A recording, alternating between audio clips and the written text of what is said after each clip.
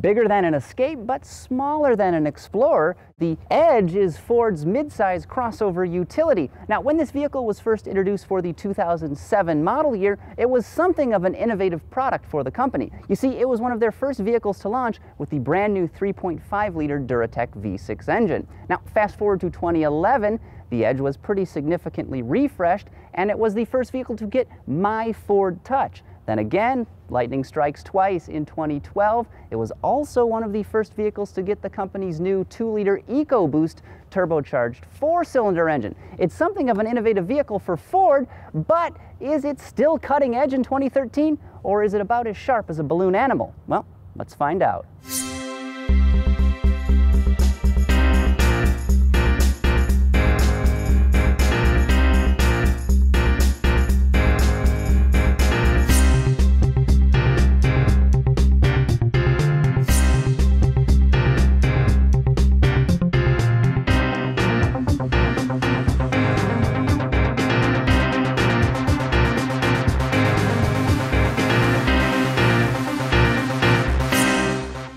Like the Nissan Murano and Toyota Venza, the Edge is a car-based, design-focused utility with room for 5 passengers. Now, the entry-level SE model starts at right around $28,000, but our nearly top-of-the-line limited version here stickers for more than $37 grand. Now, interestingly, the Edge is built in Ontario, of all places, and I suspect that's because Ford can get away with paying its Canadian workers in both poutine and beaver pelts.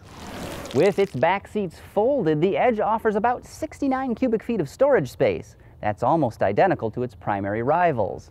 The vehicle is also a pretty good passenger hauler. The 60/40 split rear bench is roomy and adjustable, plus you can fold down the seat backs with the push of a button from the cargo area, though you do have to manually put them back up again. Believe it or not, 3 different engines are available under the Edge's hood. The base power plant is a 3.5-liter V6 that delivers a class-competitive 285 horsepower. For an additional $995, you can opt for an efficient 2-liter EcoBoost engine. It puts out 240 ponies and more torque than the base unit. The top offering is a 305 horsepower V6 in the Sport model. As for transmissions, a somewhat clunky 6-speed automatic is standard on every Edge. For year-round grip, all-wheel drive is available with either 6-cylinder engine, though EcoBoosted models are front drive only. The model I've been testing features that 3.5-liter engine and 2-wheel drive. On the efficiency front, it stickers at 19 miles per gallon city and 27 highway, which results in a combined score of 22 mpg, a figure we've actually managed to beat, if only just. Speaking of gasoline, a convenient capless fuel filler will save you tens of seconds at the pump. The Edge's interior is quite nice, and the materials are pretty attractive, as is the overall design, which is pleasingly straightforward, though the leather on the seats here is a little bit down market. While far from perfect, the build quality is better than the Toyota Venza I tested a few weeks ago. So over here on the center stack is the much-decried My Ford Touch infotainment system. In my experience, it's not perfect. It can be a bit sluggish at times, but it is far from the electronic death sentence others have made it out to be. People complain that it's unresponsive, that it's hard to use, and that it crashes like a drunk driver, but personally, I have experienced none of these issues in this Ford Edge right here. Of course, that's not to say others haven't had issues, but I've been in the clear. Perhaps Ford's software updates are helping. And here's a little secret. Spend an hour or so poking around the different screens and playing with the touch-sensitive buttons, and I bet you're going to figure it all out. Additionally, the instrument cluster features some digital enhancements. There are 2 customizable screens on either side of the speedometer. They display things like navigation directions, fuel economy, and entertainment options. They're controlled by steering wheel mounted plus pads, kind of like an old school Nintendo game. Now, like my opinion of My Ford Touch, I'm going to go against the grain a little bit here on this next point. One of my favorite features of the cabin is right here. Our test model Edge is equipped with a traditional ignition, which means you get an honest-to-goodness flat piece of steel, a key, and you stick it into a slot. And guess what? You twist it and it works every single time. I much prefer this traditional solution to newer push-button ignitions.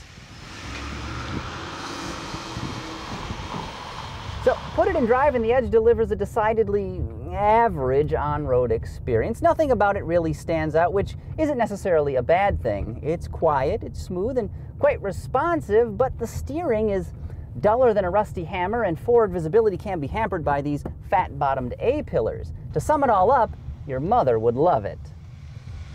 This vehicle's 3.5-liter V6 has a lot of top-end pull, and when that tachometer needle gets to about 5,000 RPM, it just surges ahead. It's not the smoothest running engine in town, but it does get the job done. Now, as for the transmission, there is a manual mode, and you can control the gears via a little rocker here on the side of the shifter, though you do have to have it back in S mode for that to work.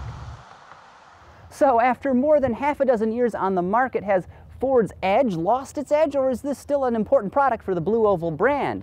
Well, it's a very capable crossover and quite a nice vehicle, but nothing more. If you need utility, it'll definitely get the job done, but like a bowl of cornflakes, there's honestly not a whole lot to get excited about. Hey, you guys want to get breakfast for dinner?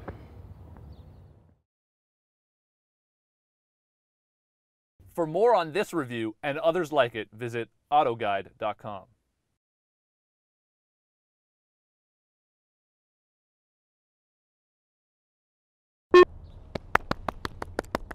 I'm going to give myself a standing ovation.